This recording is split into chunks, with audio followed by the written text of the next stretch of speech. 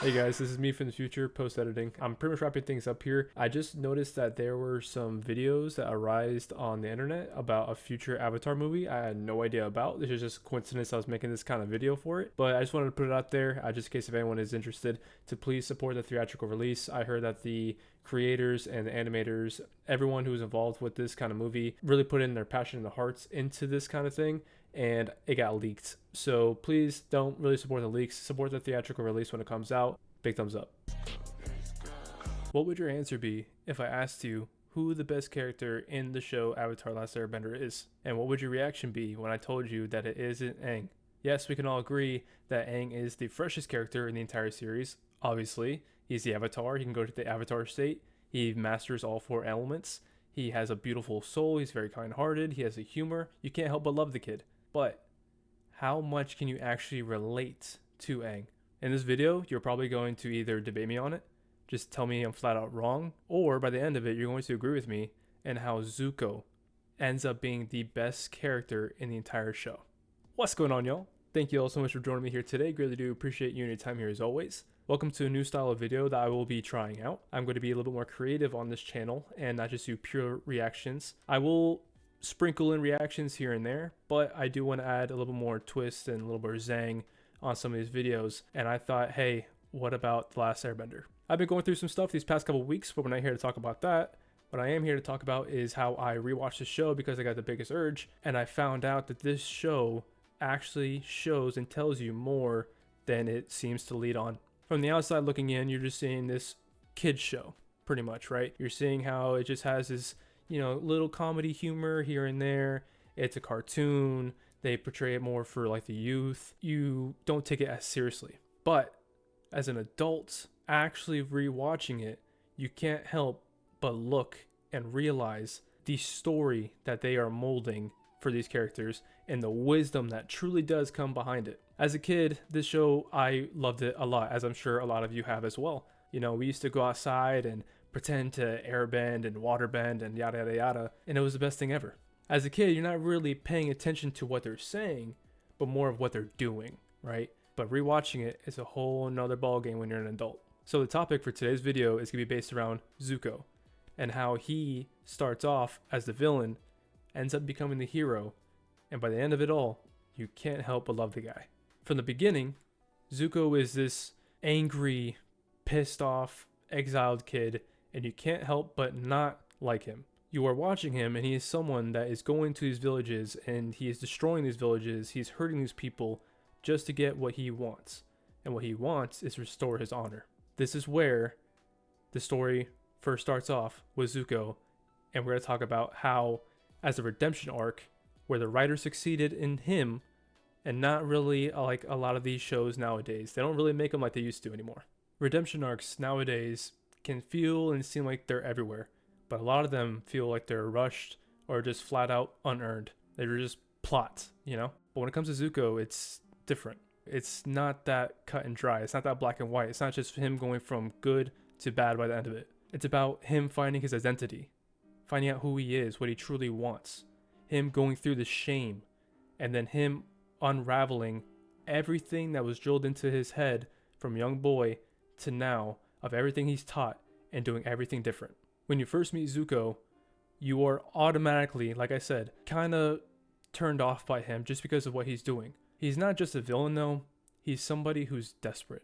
Almost every single time that he's talking in the beginning is purely just about finding the Avatar. He was banished by his father, Ozai, and he was scarred by his father not only physically, but emotionally. And also, a little mental note right here is that you can already have a sneak peek of who Zuko truly is, because when this happens, and he's in the war room, and he outspoke out of terms in front of his father and in front of the whole commanders and stuff, it's because he hated the fact that they were about to sacrifice their people. He didn't want that. He cared for his troops. He cared for his own people, while everyone in the room, especially his father, didn't give two shits about them. Didn't give two damns about the troops and didn't care. While Zuko, on the other hand, showed that he did. And that's when he lost his worthiness. His father burned him. Ozai told him the only way to restore his honor after being banished is to capture the Avatar. So, makes sense. Why he wants to go down this path of finding the avatars, because he wants to go back to where he was comfortable, where he thinks he is supposed to be. So that goal defines him. So with all that, every decision that he makes, every fight that he goes down, is all to go back to the very beginning of, if I succeed, I will finally be worthy. But the thing is that Zuko isn't evil per se. He's just misguided. And the show makes that very clear early on, especially when he's talking to his uncle Iroh. You can see early on as well how he kind of struggles with it, because he captures Avatar, he then fails on fully capturing him, and Aang leaves and he's able to escape. But then there's moments where he then actually can get to Aang when he's captured, but when he becomes like the blue spirit, he ends up freeing him. So you can see he's battling with, what does he truly want? You can see that there's something there laying beneath all the anger, that something else resides in him, something that he's conflicted with. What I do like though is that throughout this span of the series, especially in the first 2 chapters, you see his character arc start breaking down slowly, bit by bit. And man, Iroh is so goated of an uncle, of a family member, of a person. He is the one who helps shape Zuko's path, a path of his patience, his humility, of self-reflection. He really talks to Zuko and helps him realize, what does he truly want. You can see that Iroh never forces Zuko to change. He just purely asks him, who are you if you're not the Fire Nation Prince? Who truly is Zuko? What do you really want? Now that's a question that really does haunt Zuko. You can see that he battles it. You can really see the cracks starting to show when it comes to Zuko, when it's like the episode of Zuko Alone, where he's stripped of everything, of his status, of his crew, his identity. He starts to let out his true self just a little bit, especially when he's dealing with those crooked Earth Kingdom military people, whatever you want to call them, when they're kind of like messing with the town and they're messing with his little boy and his family, and you can see Zuko start to defend them. At first, he resented the idea. He didn't want to be around them. He didn't want to really care for them. But after helping the little boy out, covering for him, getting invited over to their home, the mom feeding him, and he's helping around, building the house and the roof and whatnot, and blase blase, you then see that crack is starting to show, that he is actually more helpful. And then you can see how he's not really truly a full-on villain. He's just a lost kid trying to find his way and trying to find out who he truly is. What helps make Zuko's arc more realistic is that he fails a lot. It's not just one time. He constantly does fail. And that's just life. In life, you have to fail. When you fail, you get down, but you get right back up. But in this case, when it comes to the Ba Sing Se incident, he's dealt with a very difficult choice for him. He's dealt with, does he go with Iroh, let it go, forget the whole capturing the Avatar thing, live a life of good and what he wants to do? Or does he go with Azula? Does he fight everybody, capture the Avatar, or kill him in this case, and find the seat back to his dad, Ozai, and get back his worthiness? This part hurts a lot, because we find out that Zuko ends up betraying Iroh. They went through a whole thing together of being better, changing their ways. Like, Zuko literally had a full-on sickness because he was battling his internal self of what he truly wants. He comes out of it as a new man, per se, and he starts this new tea business with his uncle. You can see he's more happy, but when he's faced with this challenge in front of him and this very difficult choice, he then backtracks. He goes back to his ways and goes on the bad side. So yes, he ends up betraying Iroh, but this moment is very crucial and very critical, because when it comes to change, it's not linear. Again, it's not so black and white. It's not from you're here and then you end up being here, straight shot, done. No, you gotta make mistakes. You gotta go through these difficult changes in order to finally become who you were meant to be. So again, without it being so linear, Zuko now finds this new challenge of, he gets what he wants. He's right by his father's side. He gets the fame, he gets the glory, but deep down, he is absolutely miserable. But how can that be? He got what he wanted. He got his royalty back. He got his fulfillment of killing the Avatar in this case. He got his dad's approval. He's now right by his side. He's back home. He's crowned the prince. So why is he so miserable? The man's even got a girlfriend. Yeah, she's pretty depressing, but he got a girlfriend who actually deep down really cares about. So why is he so miserable? He's miserable because deep down he knows that's not what he wants anymore. That's not who he is. He's changed. It's just unfortunate that it took this to happen to realize that change. But again, that just shows you that change is not so black and white. It's not linear. So now Zuko's true transformation doesn't happen when everything goes right. It happens when he finally realizes that he's been chasing the wrong goal this entire time. He ends up facing his father, Ozai, tells him, hey, Azula, she lied. Avatar, he's not dead. He's alive.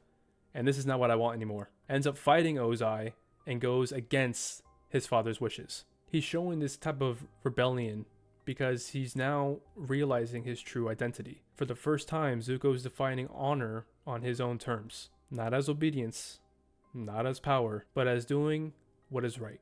Even if it costs him everything that he just had to sacrifice to get to where he is. So, Zuko dips.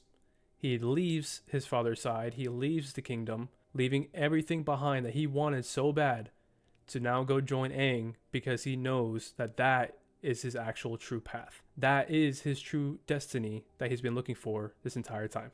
But when he meets up with Aang and the gang, you can see how it's not peaches and cream when it first happens. Obviously, when he first gets there, it's really awkward.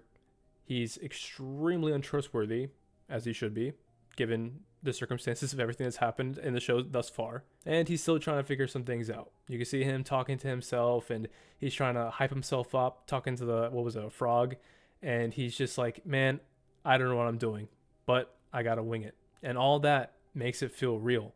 How many times have you caught yourself in a pickle, let's just say, and you have to figure out what you want to say in a certain circumstance, and you come off as this awkward, shy, kind of dumbass, you know? I'll speak from firsthand. For me, that felt extremely relatable. That is something that I went through and something that I've done.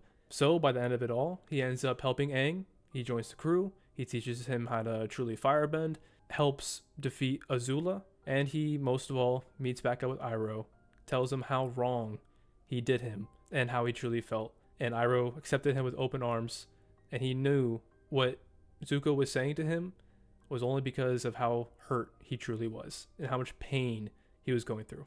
And that's the thing when it comes to Zuko's arc that makes it work.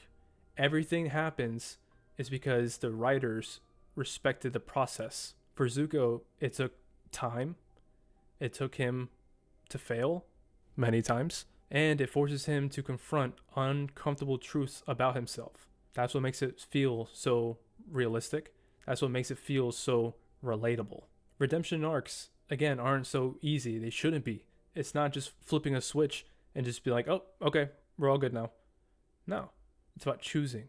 It's about walking down your path, choosing your destiny, facing it head on, making choices over and over again, no matter how many times it takes, in order for you to become a better version of yourself than you were yesterday. And that's something that most stories just don't really do anymore. And it's kind of sad to see, but I'm glad this show truly did. So in my opinion, Zuko is the best character in this show, not because of how he firebends or nothing like that. It's not about the action. It's about him being human. Him going and facing through all these challenges and changes, realizing that what he was chasing all along truly wasn't what he really wanted. It was just something that was embedded in his head because he thought that was the right move. By capturing the Avatar and being by his father's side and ruling the nation through the Fire Nation and yada yada yada, it's not what it was. He had to make some difficult sacrifices and changes. He had to fall down over and over and over and make some critical bad moves, but it's something that he needed to do in order to truly realize what his real destiny is and become the real version of himself at the end of the day. That's what makes his story very unforgettable. So now by the end of the video, how do you feel? Do you agree with me? Do you disagree? Do you want to debate about it? Let me know down below. Again, this is a new kind of video that I'm kind of trying out. If you guys did enjoy it, please let me know down below as well. Also, if you want to see maybe a different character in Avatar, or if you want to see a different character from a different series, anime, cartoon-like, let me know down below. Or it doesn't have to be. It could be someone just completely different, or as in just a different version of a show. Doesn't matter to me. I'm down for anything. I've watched a lot of stuff. If I haven't seen it, I'll watch it and I'll let you guys know what I think. But if you guys are enjoying the content, I do try my best to provide to you guys here on this channel. Leave me a like down below. Greatly do appreciate you. Also, don't forget to hit subscribe. And then also don't forget to hit the bell notification icons whenever I upload. You guys are here for the bangers. You guys don't miss a beat. It's good to be back. Hope you guys enjoyed the video. I'll see you guys in the next one. Take care. I'm out of here. Bye.